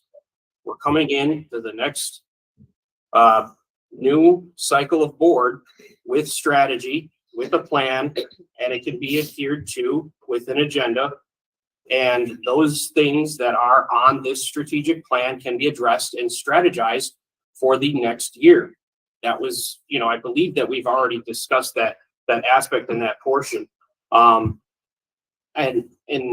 I don't know that we are actually right now even sticking to what exactly this agenda item is. So I would like to bring this discussion full circle to what this agenda item that we're talking about is, and that is the strategic plan. So I understand that there's a desire to discuss about turnover and this, that, and the other thing, but I would like to stay on topics that because we do tend to be going severely off topic right now. Well, it's on the. I know. Well, I'm not sure whether I should go on relative to this topic or not. I'll just try to make it as brief as possible. One is that Tony sent me a text and so we in HR are going to look at about the last 2 years, month by month, group by group in the organization to see how our numbers from 21, 22 and 22, 23 compare relative to people exiting the organization. That's just one thing. The other thing that I think I talked with, I think Kathy a little bit about, or what are called stay interviews. So what we need to do also, and it's labor intensive, but we need to talk to our people that are with us for 2 years and 5 years. We need to talk to them about, what's going well, what's not going well. It's called a stay interview. And to see what kind of information we also get from those folks relative to the matter. So there's a lot of work to be done here. But at the end of the day, we still have to find out more information before I believe that we can take some logical steps forward to address the matter. Jim. I would also like, as a balance to this discussion, just to keep in mind, we are spending $5 million now to follow the students out who are choosing not to stay here. And so we need to be as aggressive with our parents, both general ed and special education. And again, outside of the cheerleading, I am doing things. And for example, we have a meeting coming up at the end of the month where all the PTO presidents are coming. I'm going to invite the special ed volunteers that we have to participate in a leadership team to elevate the parents' voice also, so that we turn this ship around and raise our mask. And yes, we do need some cheerleading. You want to talk about plans, you couldn't have a more detailed plan than SFA impacting 8 schools. And I also, in terms of some of the other things that we're doing to engage people, because our teachers are really much bought into this, and I'm going to take a little bit of introduce it right now. I've asked the tennis to be here to the extent of our community partnerships. And it's more than just a community wanting to work with us and what opportunities we're creating for kids. It's also our staff are looking for opportunities and they need to have our support. So Lee, why don't you just take a few moments there, if we might, and have Lee comment about what's happening now, because a lot of our attention has been on 8 schools. And we still have to remember we have Stengel and we have the high school that we're doing great things. Yeah, I just, I've been listening to your conversation. I just, again, appreciate the opportunity to come and share a few things that are happening at Lincoln High School. But, when we talk about greatness and leading, I want you to know that you have a top tier high school that we should be taking students from other schools and bringing them in. And the reason we should is because no other school in our county can offer the opportunities that we do for our students. I'm going to talk about a couple of them that we have and that we lead. In fact, we lead the state in YA students for our school our size. We have over 120 students who are working in our community. Our school to work office, which is a homegrown thing. When I go to talk to other principals around the state, they are consulting with CISAs and other things. We've grown this here ourselves to be at a point where we have over 130 business partnerships that we utilize constantly, and that we have built these relationships where our students are learning and growing in jobs in our community and also contributing to our community and learning how to be great employees. But some of them are doing this also to become college ready so that they can go away to school, earn a degree in something that they've learned that they may or may not be interested based on their experiences in the workplaces. With this, just as an example, tomorrow at Lincoln High School, we will host mock interviews where we have over 40 business community members, many of them first-time participants in this, where they're going to interview our kids as if it was their first job interview. Every single one of our kids go through this opportunity. In the last several years, we've created academic career planning, where our students as freshmen, sophomores, juniors, and seniors go through really standards for how to learn how to explore and plan for their future. Each of our kids are doing this. Every year at each grade level, there's a special program that they belong to. So for example, all of our freshmen, we accompany them to a career expo that they take place at the colleges. We're at UWGB, we were at LTC.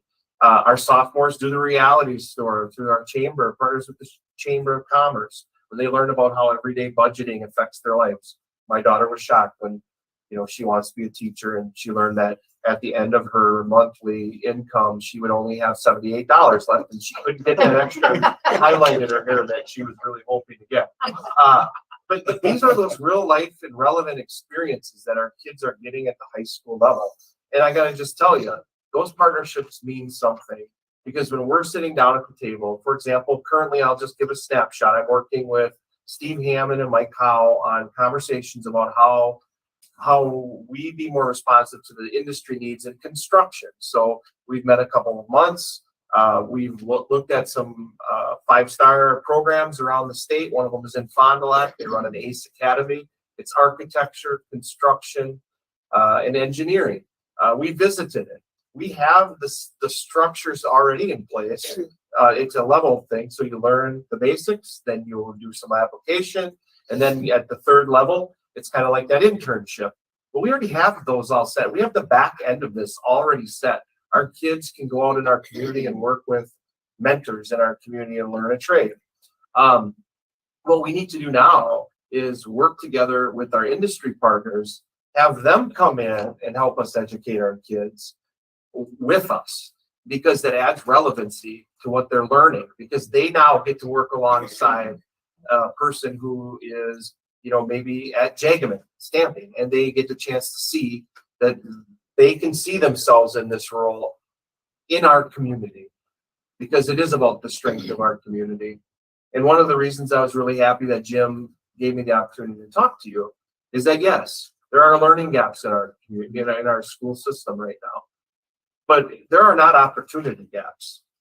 At the high school level, we are turning out our kids ready for what's next. We have a Rising Phoenix program where more and more of our kids are earning college credits than ever before.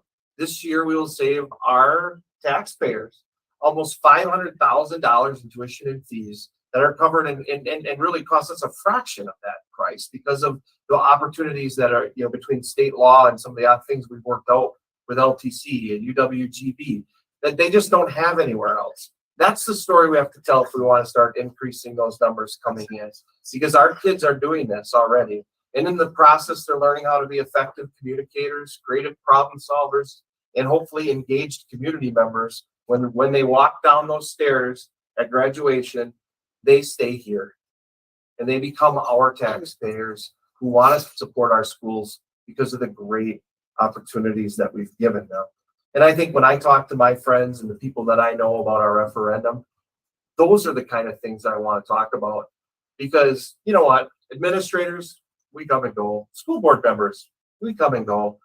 What doesn't go away is this funding problem that we have. And I appreciate the board for addressing this in a legislative way, because otherwise we're just going to have to keep playing catch up. But what I would just say from my experience, and I have 2 kids at the high school, this is really about opportunity. The programs and the great things I'm talking about all have a price tag, and it's about a return on investment. And I would say we're getting a lot on our return on investment in these programs and many, many others. And so my hope is just that we're able to have that community conversation where we can get at the ground level. As I told my staff, if all of you go talk to 10 people you know, because they trust you. They trust you. You work in this institution. You're an opinion leader in this area. Just talk about the things we're doing and what might happen if we don't have those opportunities. And so I appreciate those conversations that are getting started here. And I appreciate some targeted things that we can work on. But I also want to remind you, like, we have opportunities for kids, and they're special. Listen, I grew up in the UP. I graduated with 22 students in my class. I really got tired of some of them, frankly.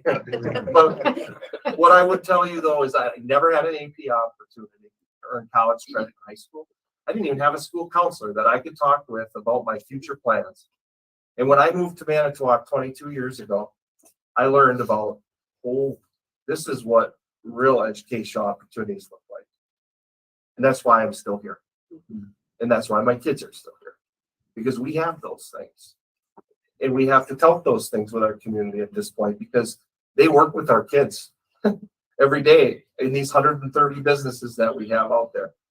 35% of our kids at our high school and juniors and senior status work somewhere in our community as part of our work-based learning program.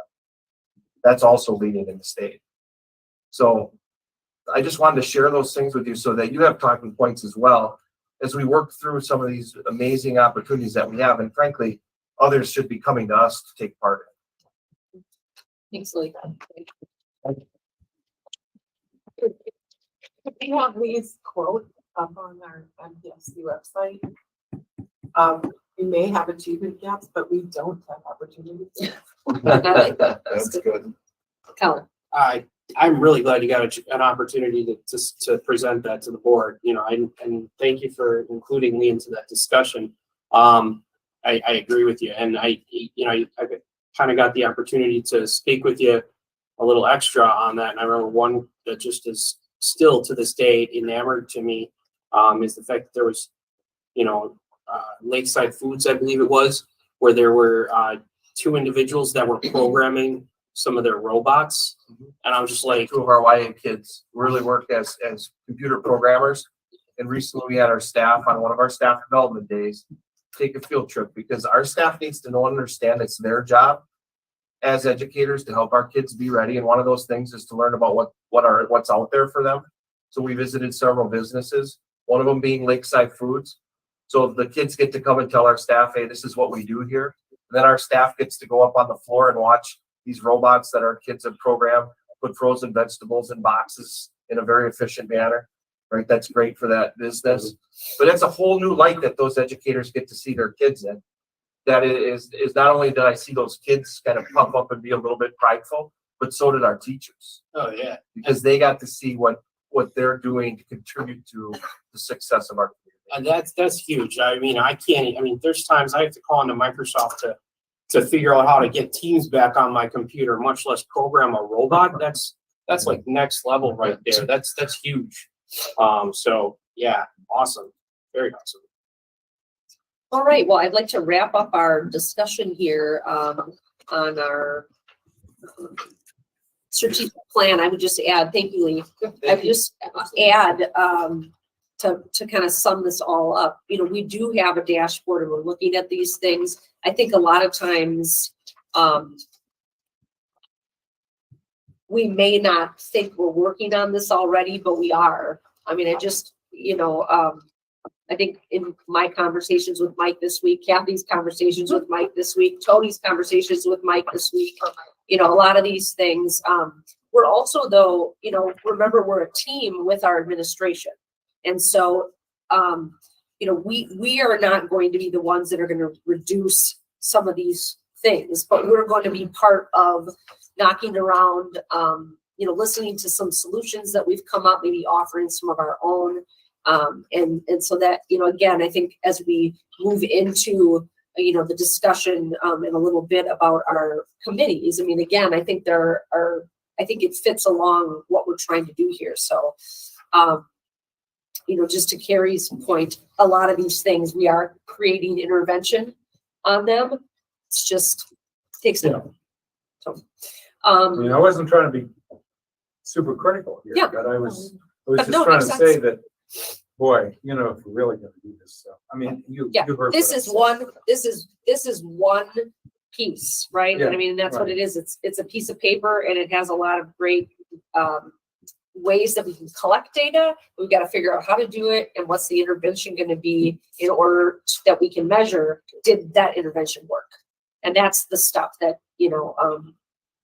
takes some time to do. But we're moving in that direction, which is great. Okay, so our next is district activity update. Just some things here in terms of my wife and I, received an invitation to attend the Youth Art Series month at the Ryer West Museum. What a phenomenal! And I met up with Kathy, and it was such a great opportunity, and the work, to see what our students could do and having that displayed and this partnership with this community, it was just really exciting. So that was going on. Right now, we're doing ACT testing. It's complete now at Lincoln High School. Conferences were held last week on March 7th. Middle school conferences were held on March 9th. So we've talked about the referendum presentations have been going in all the buildings. Public referendum presentations Tuesday, February 21st at Lincoln High School, auditorium 6:30 completed. Wilson completed. Thursday, March 16th, We'll have one at 6:30 in the boardroom, and on the 28th at virtual, and we're gonna look to, even see if we can get another one. And again, we've got spring break, but we'll have one week before. March 11th, Lincoln High School musicians participate in the district solo ensemble competition at Sheboygan North High School. March 11th, we hosted the boys basketball sectionals at JFK, and the fine arts concert will be held at Lincoln High School on March 27th. So those are some updates. Wonderful. Okay, so we do have, we don't have any unfinished business, but we do have a couple new business items. These came from our February 13th Personnel Committee meeting. Some proposed handbook language revisions, and we'll take them separately. But the committee has approved these, and we would like to have some discussion on them. And Mike, if you would just present those for us. Okay. The first one is the absence due to death in the family.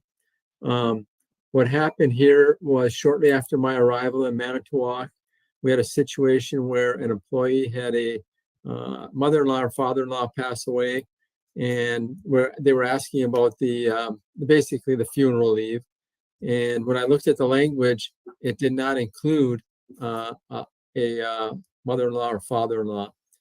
And then we had another situation relative to another request that the language didn't include. And then we had a situation where there was confusion, because if you have your board book open and you have this document open in front of you, the third sentence in that current language was very confusing. In all my experiences, I had to read that multiple times until I understood what the intent was and how it fit in there. But it was obvious that even our HR department was misusing that language, and there was a lot of confusion out there. So with that being said, I thought to myself, well, this would be a good time to look at revising that language. And I've done that. It's proposed as it is. It's much more inclusive for family members, and it's also got some non-family members where it's very inclusive, and it eliminates the confusing language from the old language, and it adds another opportunity that if somebody has extenuating circumstances, they could discuss that matter with the HR director and go from there. So Any discussion on the changes at all? Yeah, it's much more. Colin? So I just have one question. I mean, and it might just be, I'm just going to ask it. So the proposed language is the third paragraph: for the death of a person who is a close personal friend, the employee will be allowed one paid day for the day of the funeral if a scheduled work day. Is there any guidance as to how that is deemed? I guess. I mean, maybe that's normal. I'm just trying to understand. Is it an opportunity to be abused?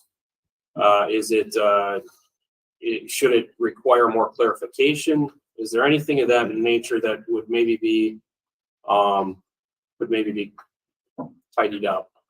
It's first of all, it's pretty common language to my knowledge, and then secondly, I would say this: that in all my experiences in human resources, which I think I'm pushing 14 years now, I have yet to have I've had to have any employee misuse funeral leave or abuse it. So I'm fairly comfortable with the way it's stated. Mm-hmm. I didn't want to be. I'm trying not to be. I don't want to be looked at as a cold approach to it. I just wanted to make sure that it's not an opportunity for there to be, mm-hmm. uncertainty or miscommunication. Yeah, understood. Colin, I think that if we reach that point, though, that would be something that would need to be addressed. We start seeing issues with it. I think the thing that I see as close personal friends, what constitutes that? How do we know? You can meet someone months ago who you're really close with and have never, had that relationship with before, or you could be lucky like me and I've known a friend since before I was walking. So, you don't, and how do you know that? Determine that. So I think that's something we almost have to be reactive to if we saw this happening. That was just. Too many close friends, Donnie. I mean. Well, Yeah, I mean, it's a good point. But and I guess, you know, actually Lori just said it's about trust. yeah, that's what I was saying. Yeah, so, you know, if we see someone taking advantage of things, then we have to react to it. Okay, and I appreciate that. Thank you. Any other discussion on that? Okay, all approved of the proposed, language to update our absence, due to death in the family, handbook. Signify by saying aye. Aye. Any opposed? Okay, motion carries. Our second one that we have, is another, part of our handbook, and this was regarding our teacher job sharing. And Mike, you want to talk a little bit about that one? Sure. So we have a job share right now. I believe it's at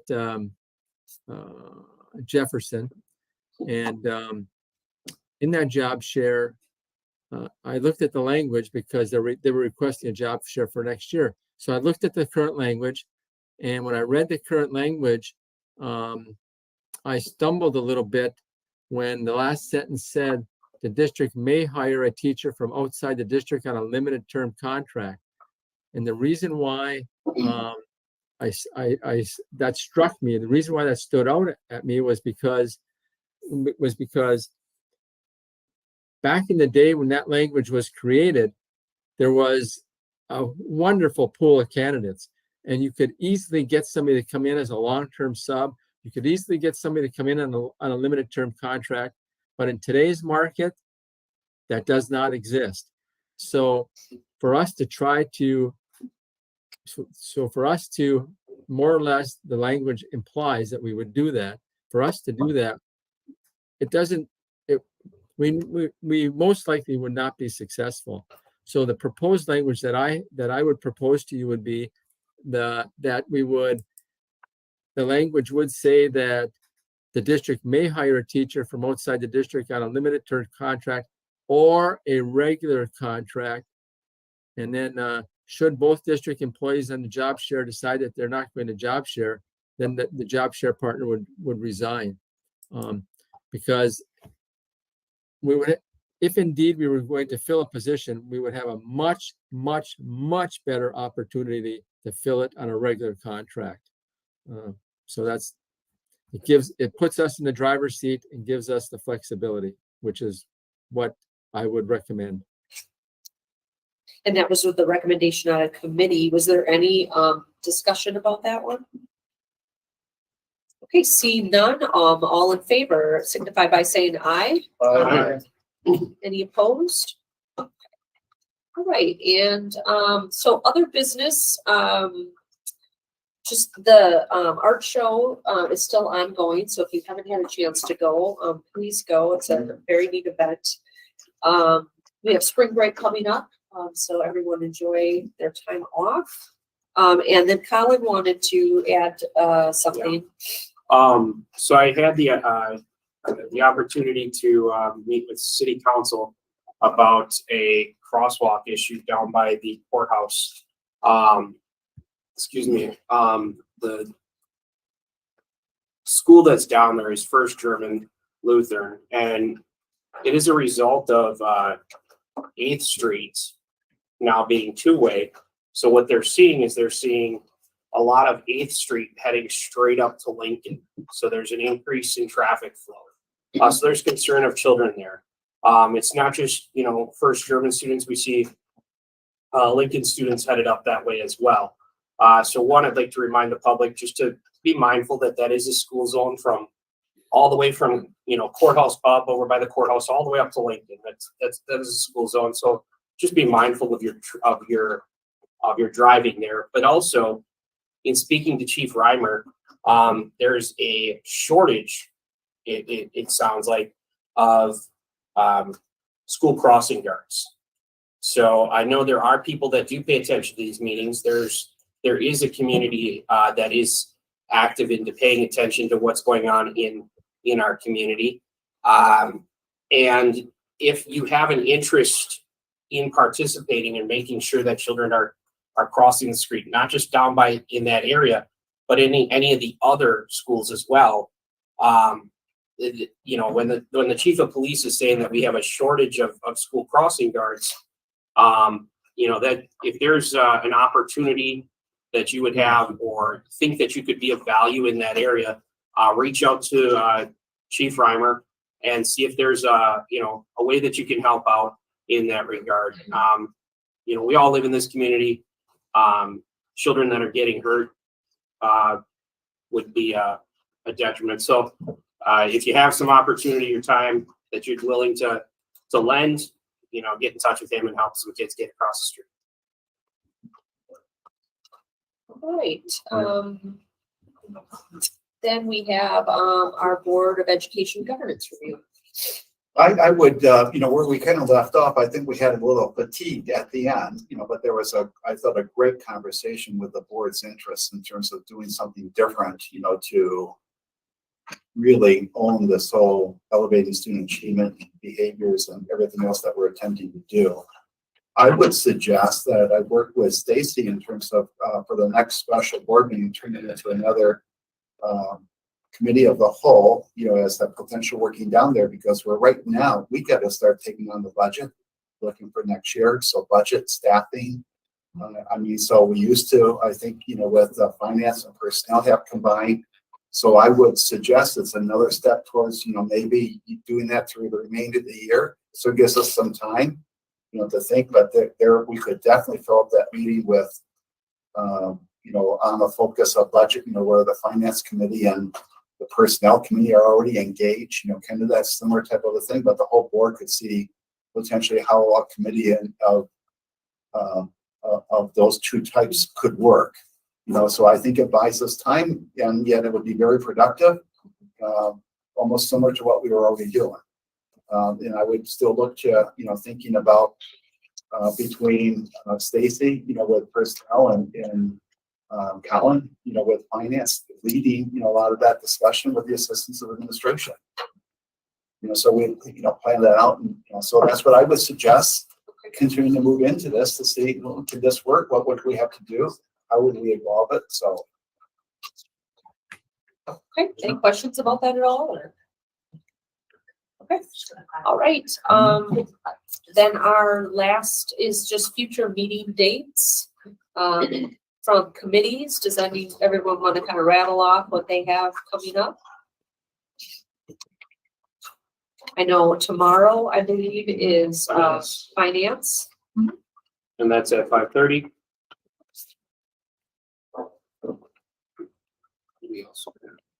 Are we doing the 22nd for our special board meeting? Kathy, is curriculum 21st? We have the 21st scheduled, but Jim sent me an email just in the last, I think just yesterday, actually. We talked about canceling it because that is over spring break. So we didn't have anything on the agenda currently. So if you guys are okay with that, I think Director Lord. Yeah, I think it's just kind of in the process. So right now, that's what we're trying to cancel. So we're moving the. Is there an issue? Yeah, I have an issue with that. I don't want people I've been to. elected to do my job to try to help out or canceling meetings, but I understand what people want to do. You want more? Well, I just, you know, like, I need a commitment, I'm trying to fulfill it, so. right. But we don't have anything on the agenda right now, and it is straight spring break. So, like, you know, Lori's gonna be off already, and, you know, it just makes a lot of sense. I If we don't need- attend that, I don't attend. No, that's true. But I mean, if we need to, like, create another meeting at a different time, I think we can do that, if we wanted to have one. But right now, there's just not really an agenda anyway. Jamie's not here, so it just doesn't really make sense at the moment to have one, for the sake of having one. So if you come up with something to let me know. Yeah, as far as building and grounds, I have the sense that we're in limbo. I mean, not, you know, not in a theological way, but we're sort of in between shifts here. And I see that Michael Schwartz has been hired as the manager of buildings and grounds, and Chris is still here, but you know, I don't know what's hot and what's not right now. So I'm gonna have to talk with, I think both these, I don't know when Michael We have an effective start date of July 1st, but we have already discussed, and he's very willing in terms of transition plans, because there's an awful lot obviously to learn.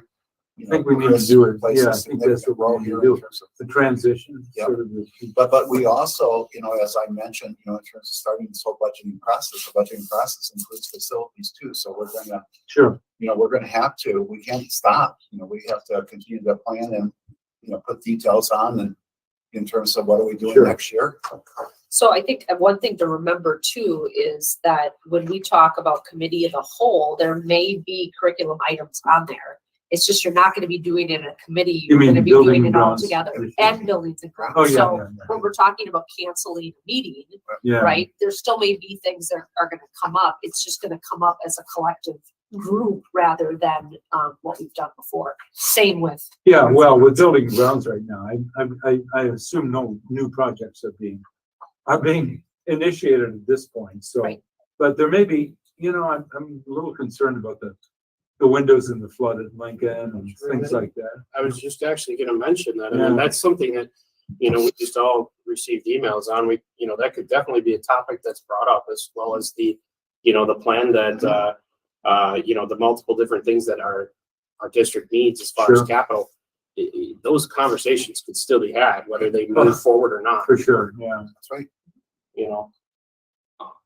And then I guess I wanted to get so clarity, we're having the next special meeting is the 29th. Is this correct? 6 p.m. Okay. 6 p.m. Is there anybody else attending the mock interviews tomorrow? I tried, but they were already full. Me too. I was very quick at jumping on it. So Yeah, I just wanted to know if anybody else was going to be there. I thought that was amazing. What was what?